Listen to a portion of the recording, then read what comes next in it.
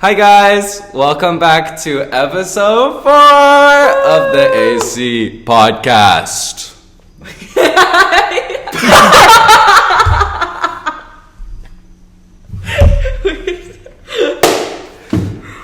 Episode 3 of the AC podcast. Oh my god, it's 4, isn't it? It is 4. I forgot our beach episode. Please wait while Amy changes the episode number to 4. Oh my god, she's doing it. Yay! Oh my god, welcome back to episode 4! So excited to be here with you all today. This wonderful room. My lovely co-host, Caleb Zhao. Yes, this is podcast. First one back at Yale. How are you feeling back in this New Haven space? Yes. We are officially sophomores. Oh. Very different. Oh my god, I'm not excited for that. But do you feel like you can identify the freshmen? Like you see people walking and you're like, yeah, you're a freshman. Yeah, you're a 28. Yeah, I know you're 28. Wait, I feel like you can. I feel like it's the people that stop to take pictures. Really? Also, the people that are going to frats now. They're having their moment. Their party. Yeah, Yes, they're it's true. having their coming of age story where they go to Sig Chi and they're trashed. Get absolutely hammered. Just like we did last year. Yeah, exactly. And I see them and I'm like, wow, this was so me. I know. I was like, I've never resonated more with people in my entire life. Exactly. Wait, because I wanted to go to duty. For context, duty is something that the first year counselors do for the first years or 3 times a week, where they just they bring snacks and games and they just chill out at night. So I was going to go to duty because I'm friends with a few of the Pearson Frocos. And while I'm at duty, I look outside and it's a Friday night and the Landman Wright Hall courtyard is just filled with people that are perhaps inebriated from a night out, maybe. Yeah. Uncertain though. Yeah, no, maybe they were just really tired. Yeah, you know what happened. But then I saw that and I was like, wow, this is so me. so This is so us. And it makes me feel really old. Wait, it does make me feel old. All of this is making me feel so old. Being back at sophomore year and this sort of sophomore slump where you lose so much support that you had in the first year, and then you don't have society in your junior year yet. So it's just you're kind of in limbo. It's made me feel so old because I'm applying to clubs while also being the recruiter for some clubs too, and and that's real strange to me, where I'm like, please let me into your club, and by the way, please join my club. Wait, it's so true. I feel so not stable yet stable. I'm like, I'm in clubs, but then I'm like, please let me in. Wait, yes, so true. Wait, and I am doing it now, and I kind of am unsure how I managed to do it first year, because first year I was even busier. I wasn't in any clubs. I had to go and go from scratch. Exactly, and I was like, how did I do that when I was younger? I don't. Younger.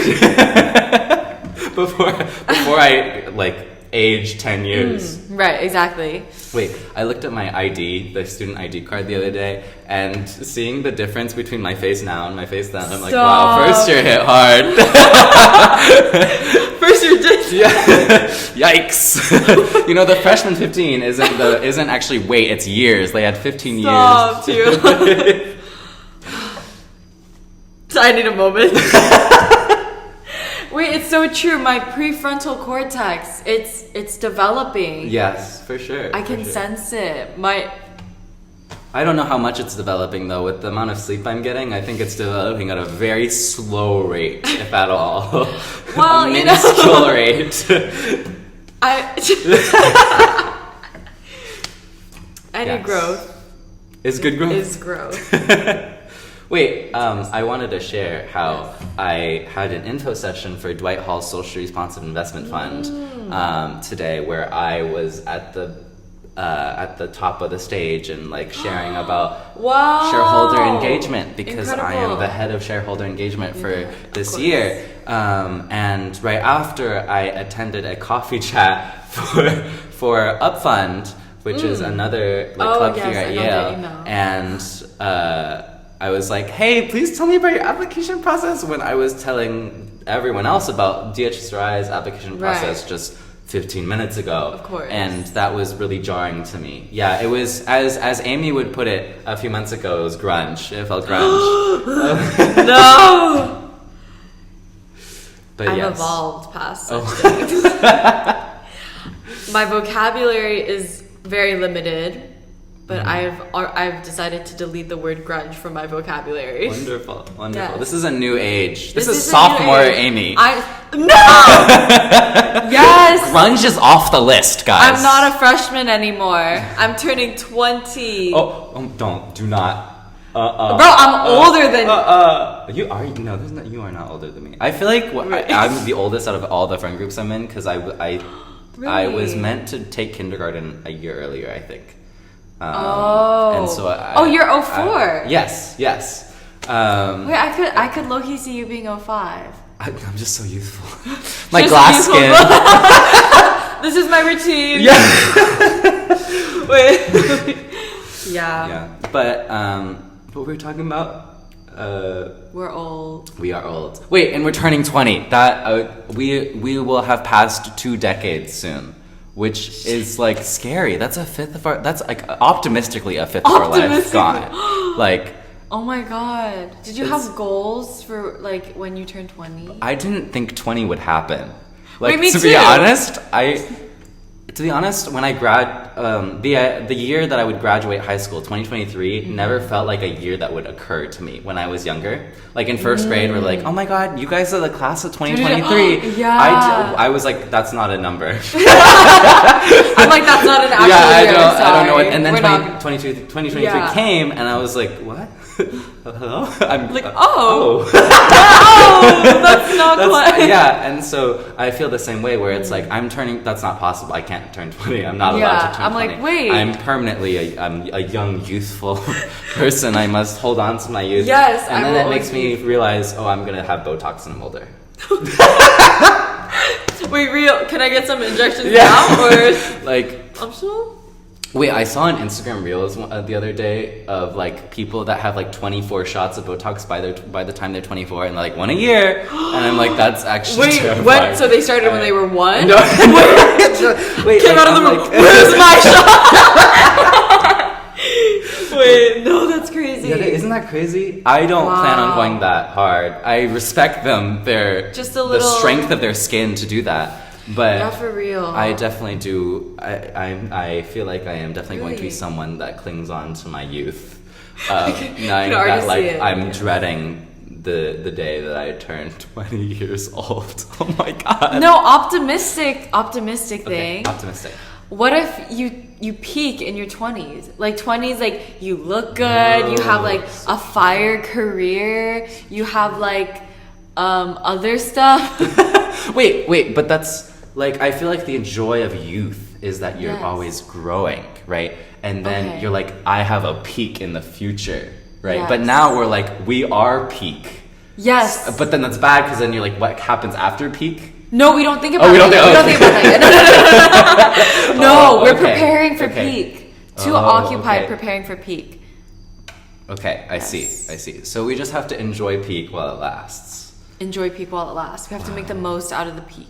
You know, I think this is why when people get past peak, when they enter their 30s, they start believing in God and shit. You know what I mean? Because they're like, oh shit, peak's past. Like, I've got, there has to be something more, right? And then they're like, what else? Jesus. You know? I feel like that makes sense to me. Yeah, I get that. Both my parents converted to Christianity in their 30s. Oh, really? So I think that's low-key why. Like, they pass college, they start a job, and they're like, is this it?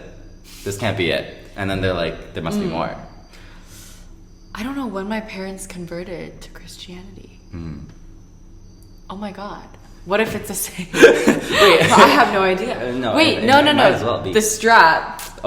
Peaks and valleys, guys. Oh. Multiple peaks. Oh, okay. We're an entire mountain range. Okay. So we have like a 20s peak, and then a 30s peak, and then I don't think I'm gonna be a 40s peak, I don't know, guys. Wait, I think that's a good mindset though. Like the mindset is the idea that you're always peaking. Exactly. Like every day is peak. Above and beyond. Yeah, and today was so and that's the birth of Thanksgiving. Yes. Yes. Exactly. Yes. But at least that's how I'm gonna like tackle all of life is to think that every day is peak. But I think like that's like a healthy amount of delusion to give you so that you can like live life and be happy. I think the one thing that I've already gotten over it. Did I already mention this? Like the teenage romance. Like when I'm 20, that's officially like no longer even like an option to me. Like that just never happened. Oh my god, guys. Well, to be honest, how much are you missing out on? Not much. Like, I feel like I don't really care. Like, wait. I feel like teen romance is romance that's awkward almost. You know, like there's a level. Yeah, of but like, what if I'm stuck in that awkwardness? Oh, wait, that's so true. You might have that awkwardness in your 20s, but that's okay because that's like.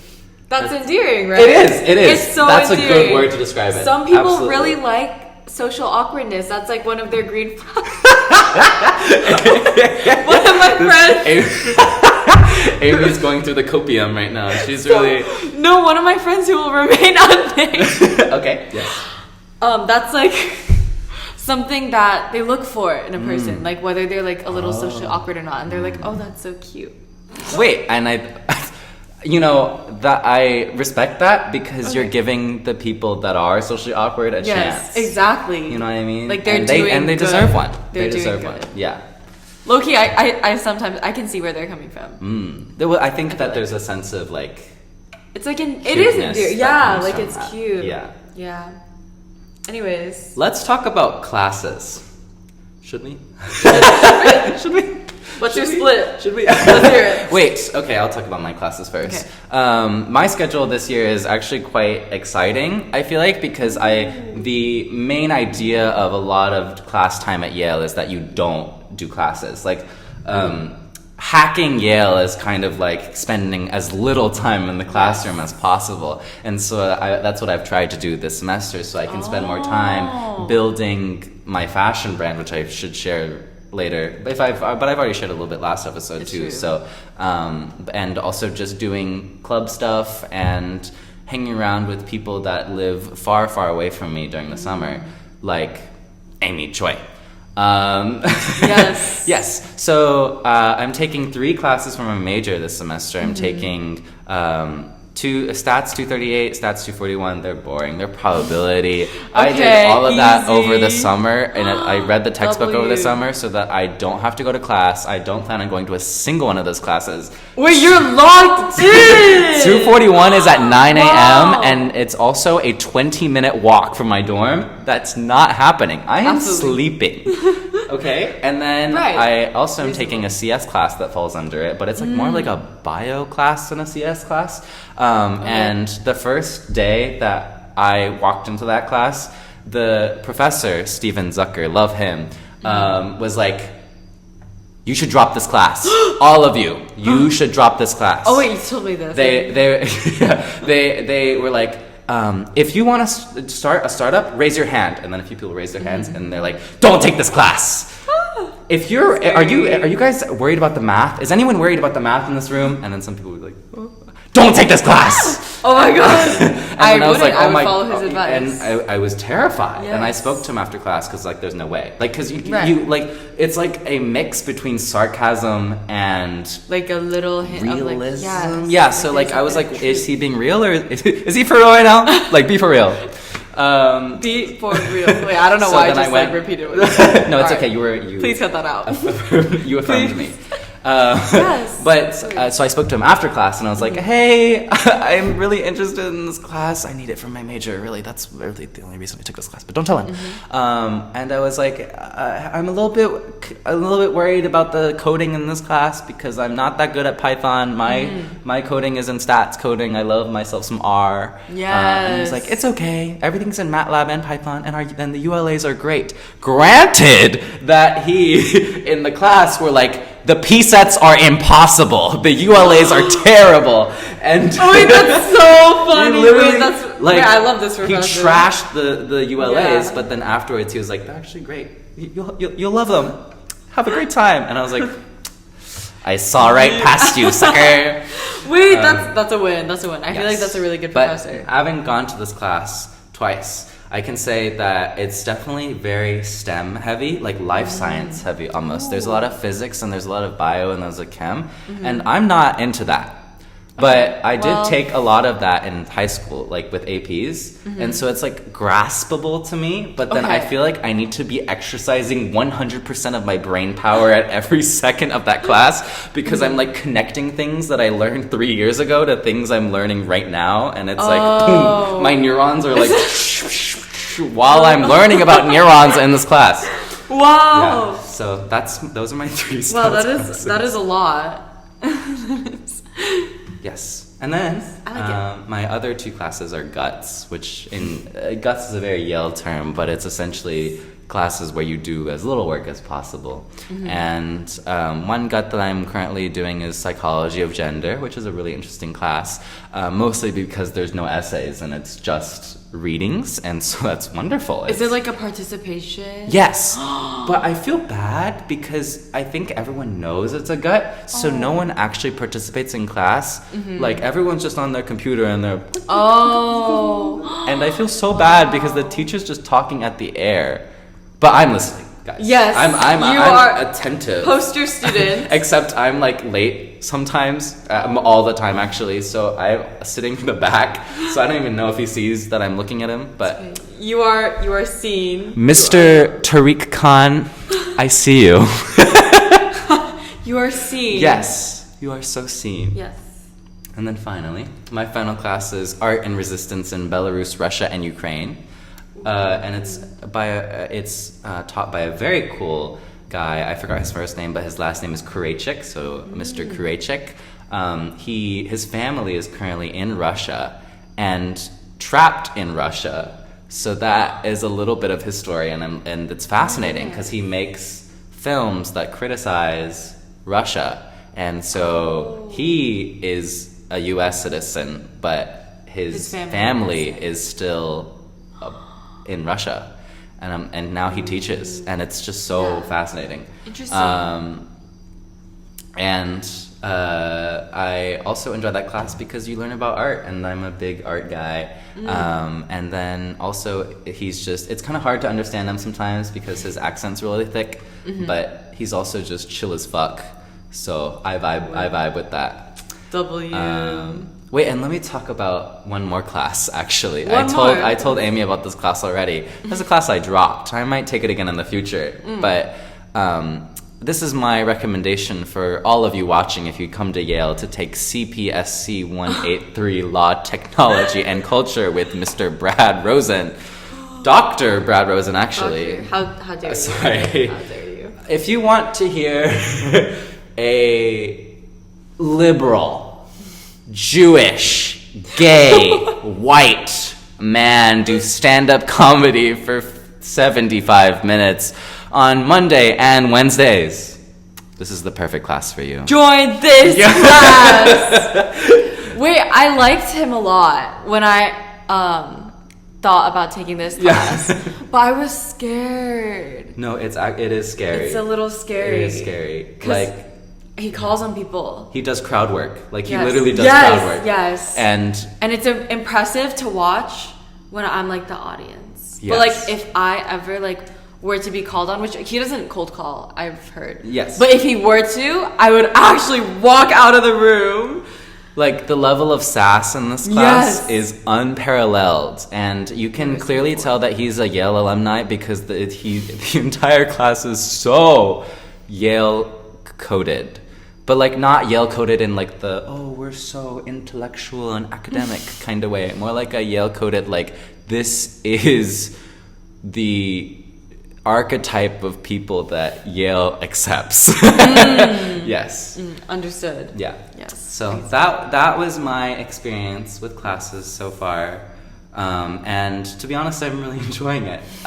It's much better than my 5 credits last semester. Yeah. So I think it's going to pan out to be a great year where I can do stuff that's not class and do Yale stuff. So I'm very excited. But Amy, share a little bit about your journey.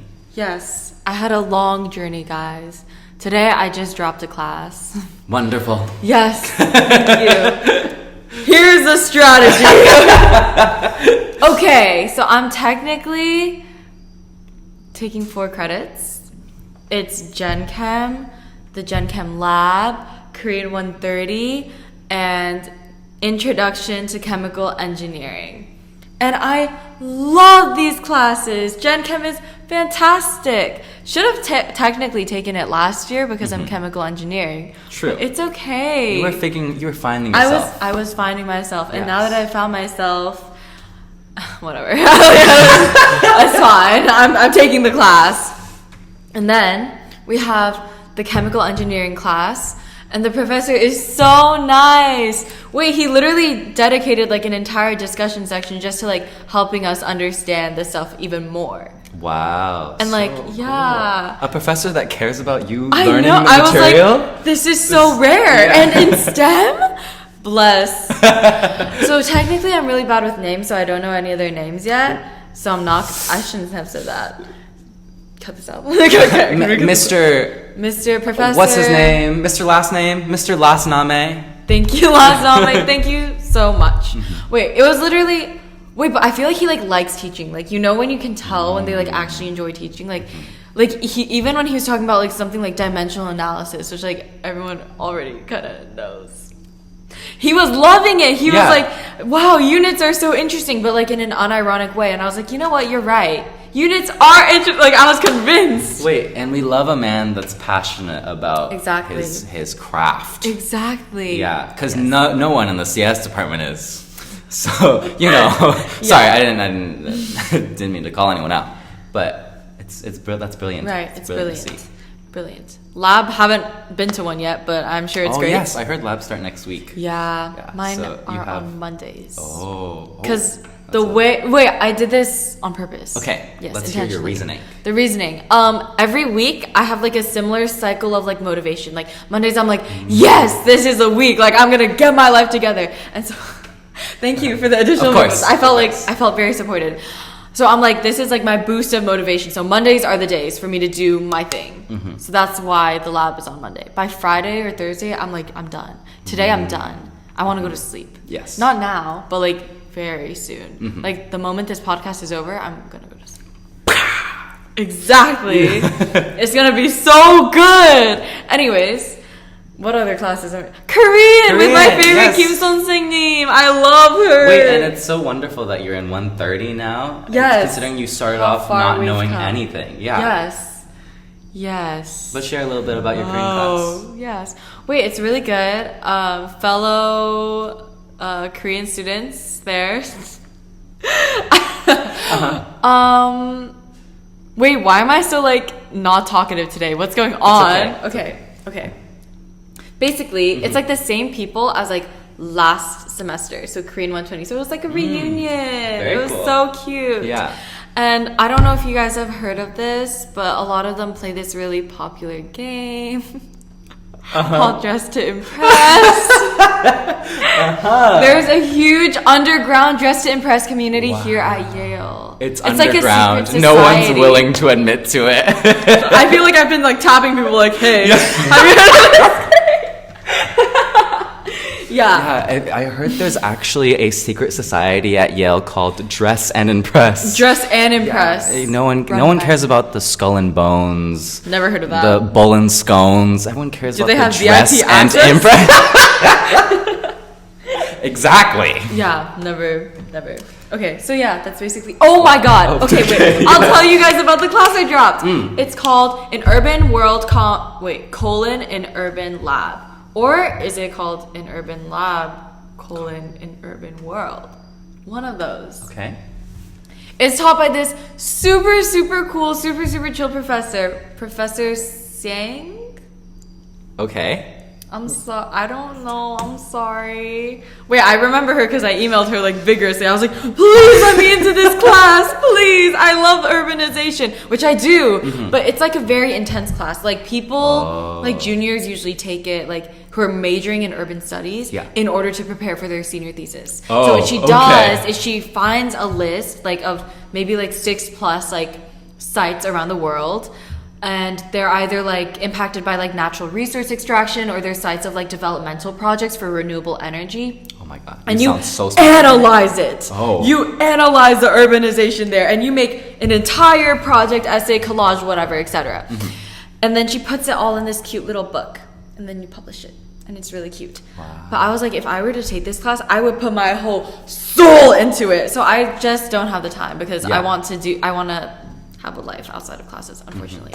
But super nice. I remember the first class I sat in, she like sat us down and she's like, so what is a network? Like, how do we define space? And I was like, this is so philosophical. I don't know. I didn't understand the reading, so I can't really answer that. So yeah. And that was the sign. And that was the sign. I think it's more practical as it goes on.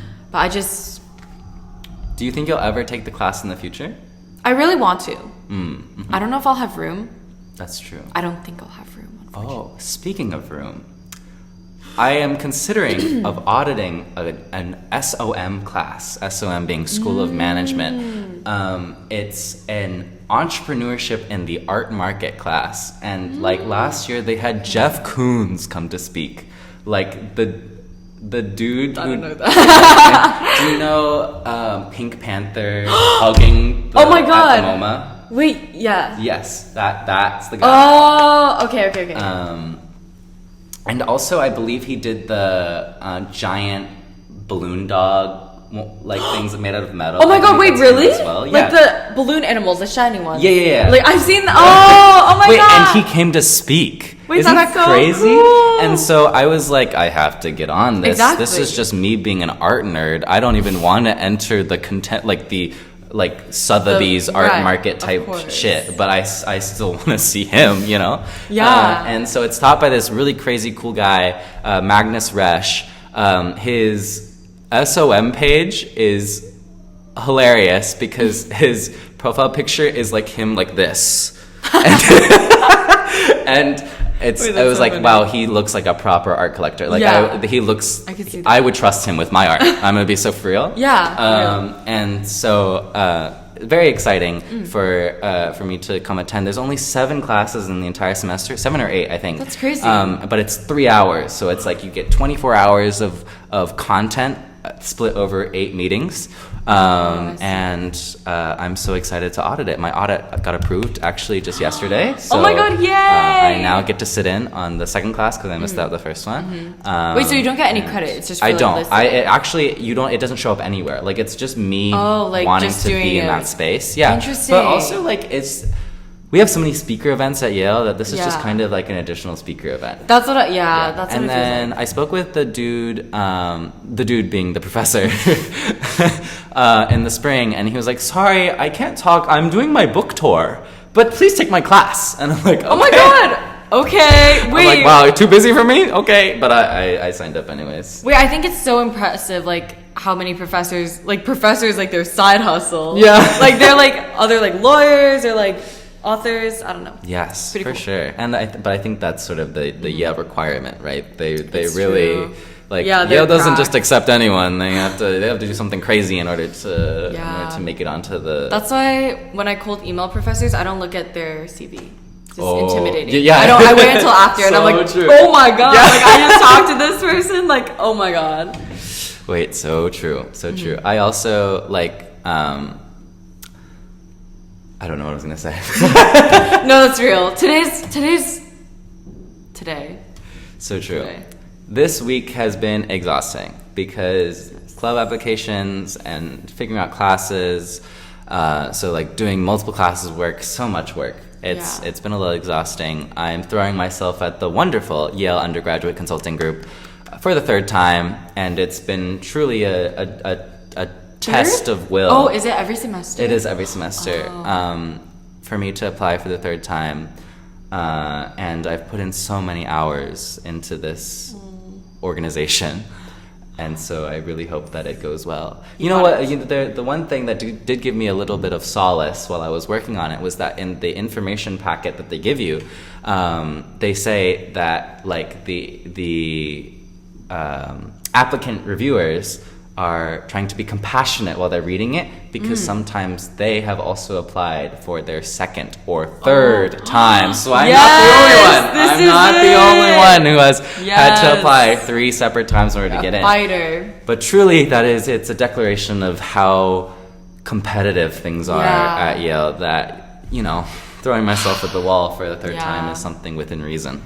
That is something that I feel like it's weird, because it's like, even if you know the interviewer, they're like supposed to be a little more formal, and it's just like, wait, but you guys are like only like a year older than me. Like, what's going on? That is true. Wait. And they're like so serious about it, and they're like, tell me about yourself. I'm like, guys, wait, we talked like literally last weekend. Wait, why am I being interviewed like this? You're so right. For the DHSRI meeting that I just went to, the first years thought I was so important. Like, they were speaking so formally to me. They were like, and yes, this reminds me of the work that I was doing with my state council, actually. Shut up. And I have to be like, oh my god, that's so wonderful. But inside, I'm like, okay,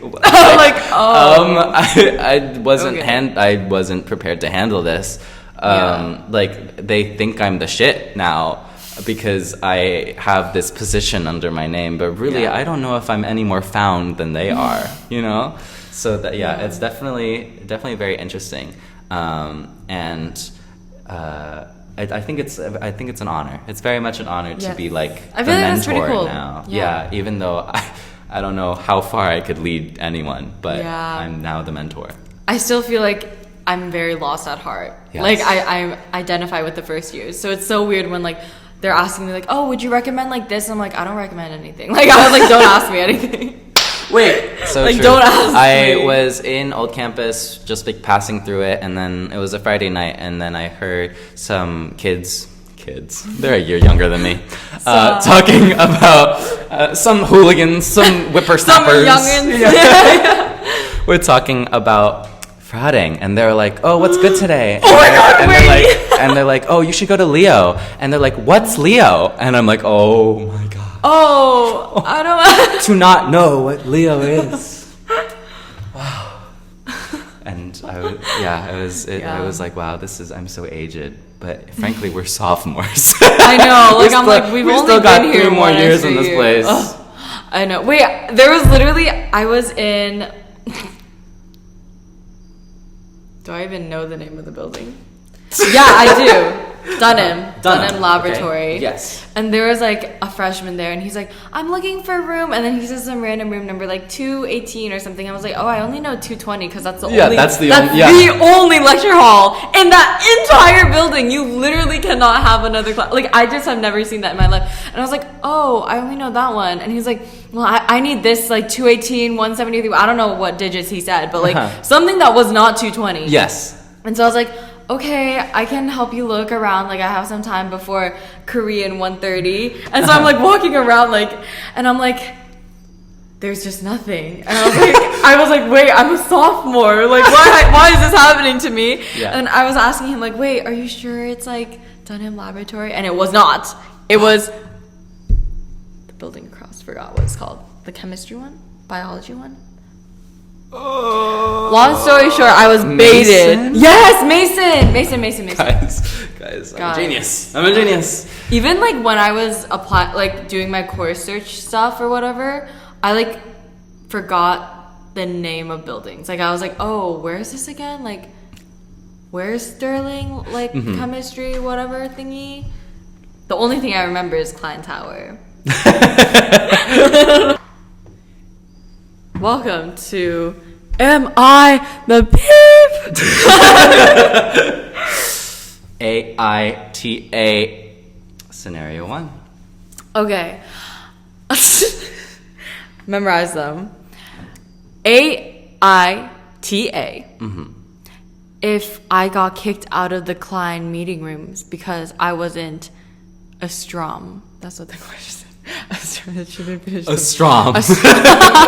I'm guessing like astronomy major. Yes, I agree. Okay, so a little bit of this backstory, I suppose. The Klein Tower at Yale has 14 floors, and a few of those floors are designated only for certain majors. And so this person fell asleep in the Klein Tower and promptly got kicked out by who knows who for not being of the correct major. And you know what I think that is?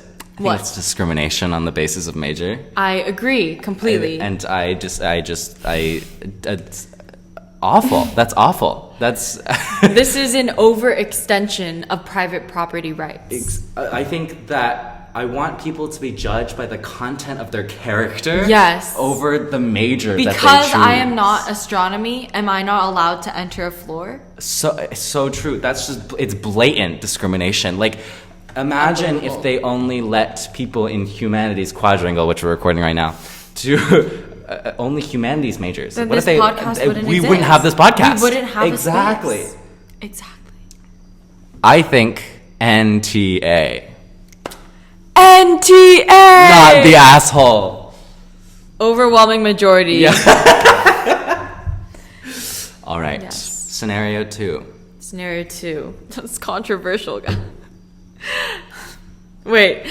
I low-key... Okay, wait. I understand where this person is coming from. Okay. AITA. If I'm tired of hearing about boys in every conversation. Paraphrased. But now this is girl talk, right? This is so girl I have talk. to enter into the mind of Right. girl talk. Okay. Yes, in order to answer this question. So what does your new mind tell you? Well, I guess I could translate it to the man side, right? Can we have a single conversation? Am I the asshole for not wanting to have a conversation about girls all the time? And I think they're right.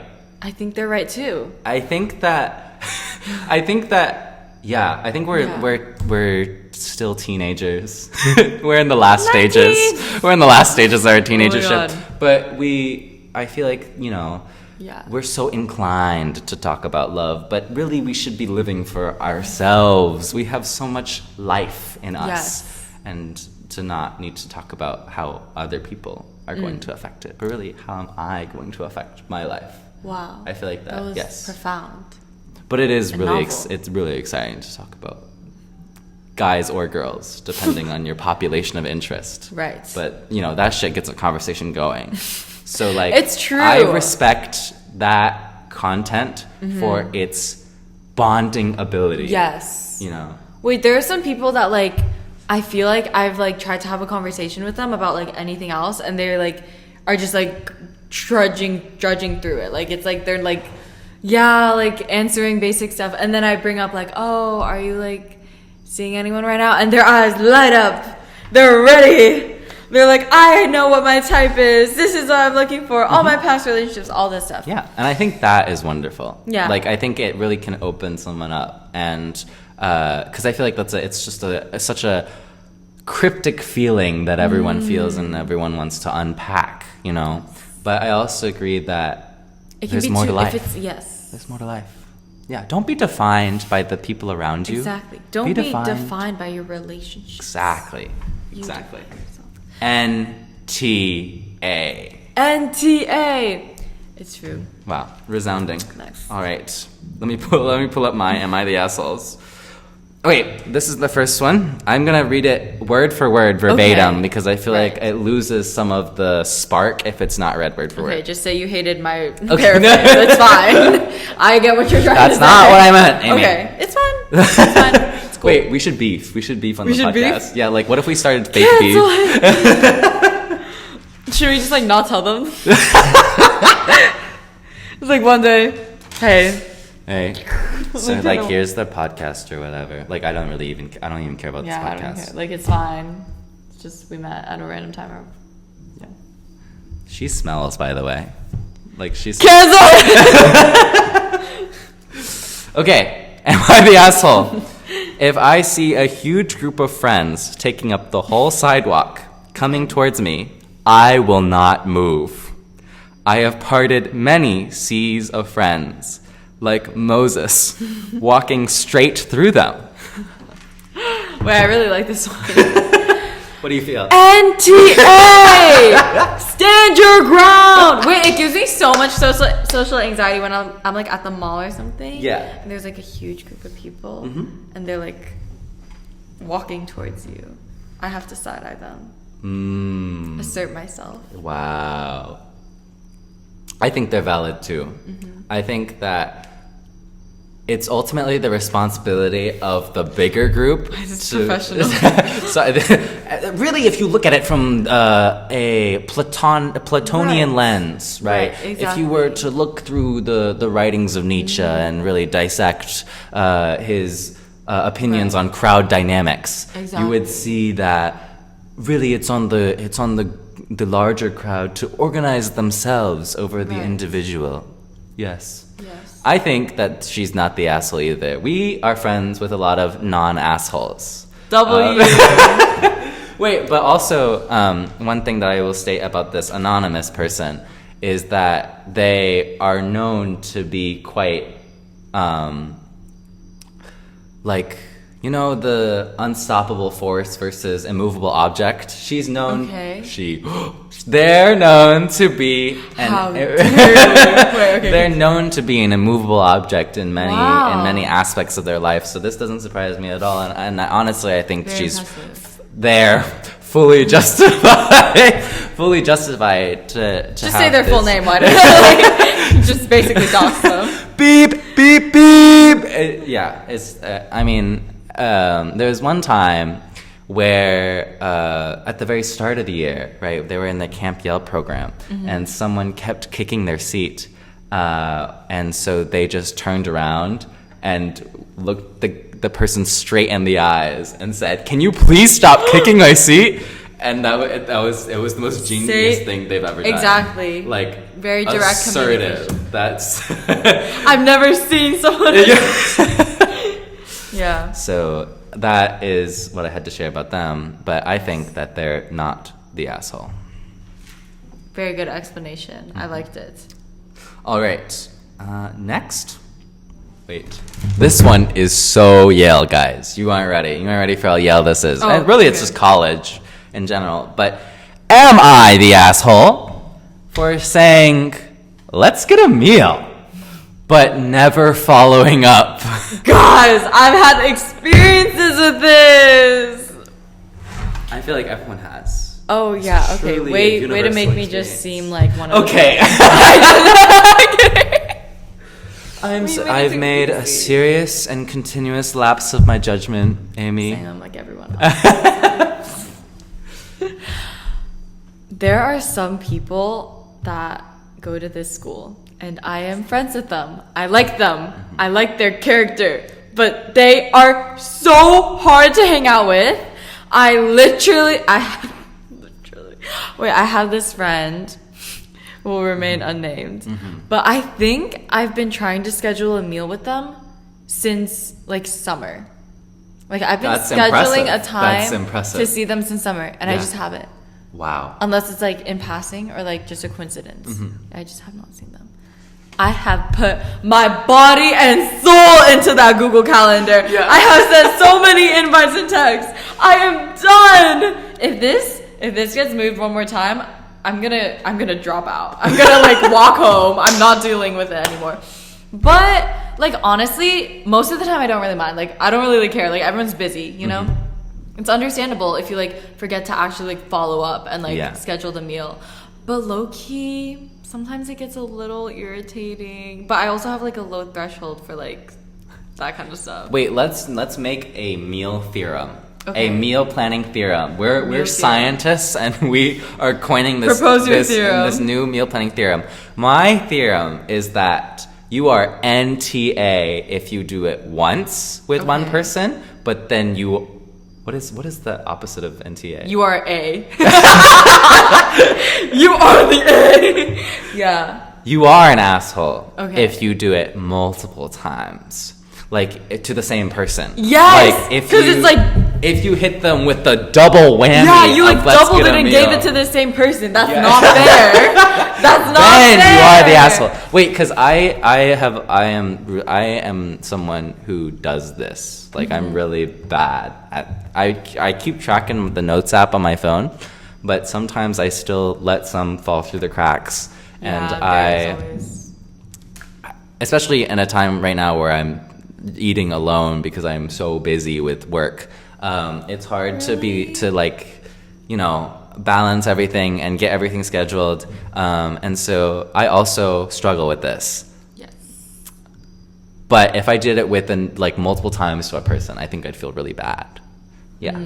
So that's my I would meal too. theorem. I would feel really bad. Oh wow. Staring daggers into the camera right now. I think it's fine. I don't know. I've had my fair share of frustration. Like, I think because this year, like last year, I would like, a lot of like plans would fall through, I feel like. So this year I was like, okay, I'm going to be a Google Calendar person. I'm going to like after I say, let's get a meal, I'm going to ask them to send me their Google Calendar, which is what I do. Like if I see someone in real life, I'm like, oh, we should get a meal. I send them a text after. I'm like, send me your Google Calendar. And then we schedule it. Amy's addicted to that GCal shit. She's so addicted. She's so addicted. I love it.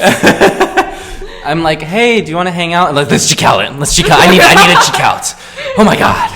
Wait, the GCal is like the necessary like intermediate step that like makes it possible to actually make the plan. So true. It really sets it in stone. So then, if you don't do it, you are the asshole. Because if you fall out, you're the So sorry to say. Yeah, when I send the invite and people say no to it, I'm like, but we agree. But we agreed. Yeah, but okay. It sticks the knife in the wound and it drags it through. That's like a very accurate description of exactly how I feel every time. I'm just kidding. I feel like it's fine. All right, this one is a bit of a longer. Okay. Am I the asshole? Yes. There's a little bit of a story to it, so let's put ourselves in the mind of this person and the experiences of this person. I was with a female companion. It's important to mention that this guy is a guy. Okay. And her friends, whom I have never met before, on a boat trip. Throughout the trip, she never introduced me to them, and I felt awkward just being there, as I also didn't know anyone else on the boat. After about 20 minutes, I left without telling her. Am I the asshole? N-T! Hey, wait, it's already like, I just think it's weird in general when like people don't introduce people that, like, you know what I mean? Like, if I'm connecting to like people from different friend groups. Yes, it's your obligation. Yes, to be like, this person is this person, like introduce everyone. Yes. Or say like, oh, we should all go around, or like at least like facilitate that. Yes. Wait, but I don't know. I can't answer this one, actually, because I think that, like, he kind of ghosted them, right? So I think that he would be full NTA if he let them know that he would, like, even if it was, like, a white lie, like, I have to make some meeting or something like that, then I think it would be NTA. But I feel like he got invited on the boat trip, right? Yeah. But then he just ghosted a boat trip. Like, I feel like if I would do that, would invite someone, I would expect them to at least let me know if I was leaving. Then yeah.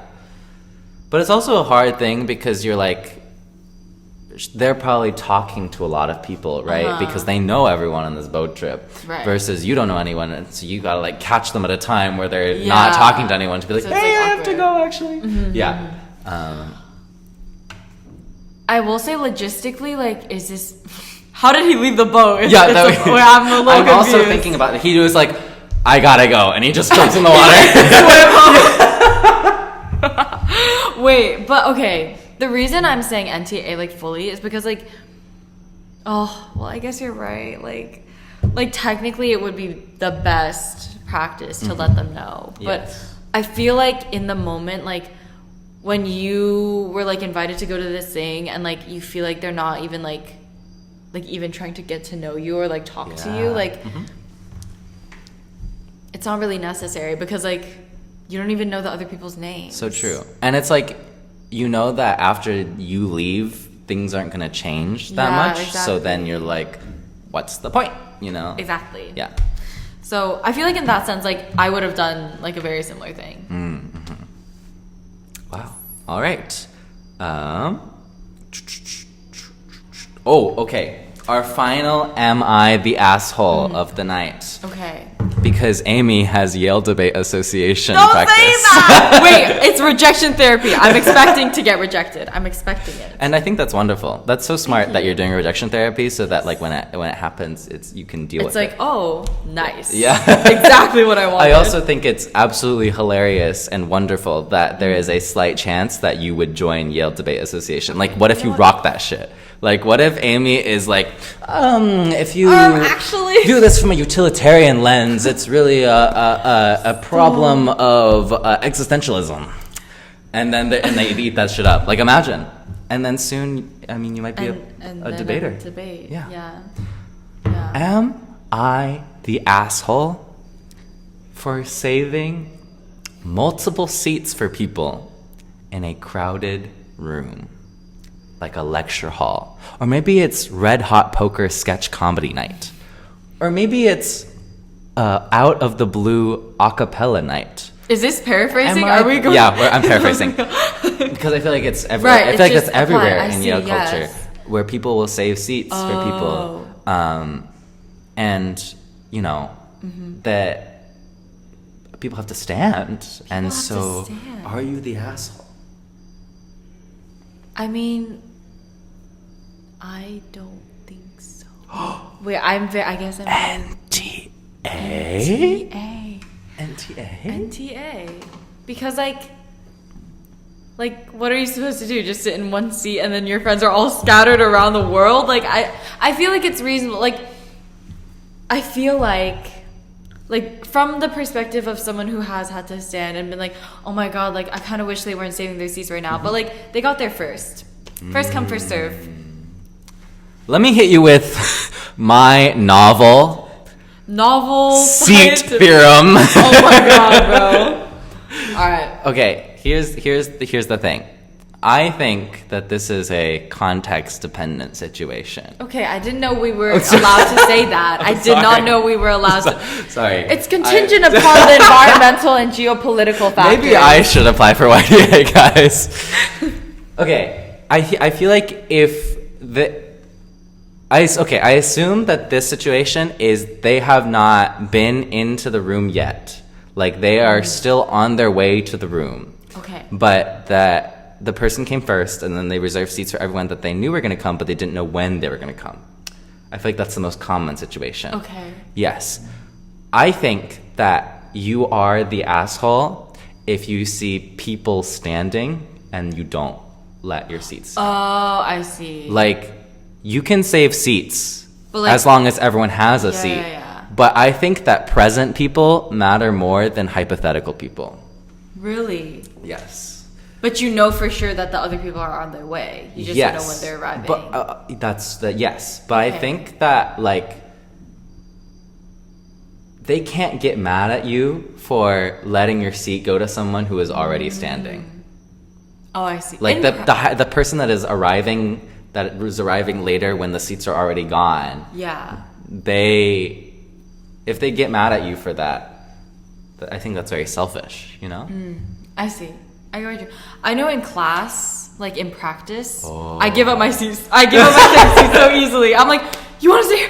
Go! Like I was like, take it. Wait, like I don't even like fight it. I'm like, oh no, I actually wasn't saving this seat for anybody. I think this is us being Asian and tolerant. Like I also, part of the reason I said that is because I would do it because I'd feel bad for the people that are standing. Do you want people please? Yeah. Okay. Yeah. Yes. I love people. Yeah. Yeah. All right. Well, we've exhausted our Am I the Asshole segment. I hope you guys enjoyed it. Let us know if it should come back. In the comments below. Yes, I'm about to make so many YouTube shorts of Amy's... Wait, of your theorems, yes, of of Amy saying NTA! No! So true. You will see more of me in the shorts, guys. Thank you. Because Amy is going to pick them out, because I never pick out my own... my own like speeches for shorts. This is gonna be a weird format for Instagram. That's true. Wait, no, but it's okay because I can because just, you do I those can zoom in slice thing. you out and then Yes. Yes! Censor me out. Look like you're talking to yourself. Yeah, whenever I'm talking, it's only me and Amy. Doesn't even matter. You know what? I'm done working under these conditions. All right. Well, Amy has to go, and I need to finish my Yale undergraduate consulting group application. Yay! So it is now the end of our podcast, episode 4. We're going to come back in a record 2 weeks. Record time. It's on Google Calendar. Join our Google Calendar. Link in the description. Guys, you won't be missing out for long. But Guys, we're thank gonna have you. guest speakers. We will have guest speakers, so true. We have a full wait list right now. Yes, we are gonna have mukbang. We are going to have mukbangs. Wait, that could be a separate video too.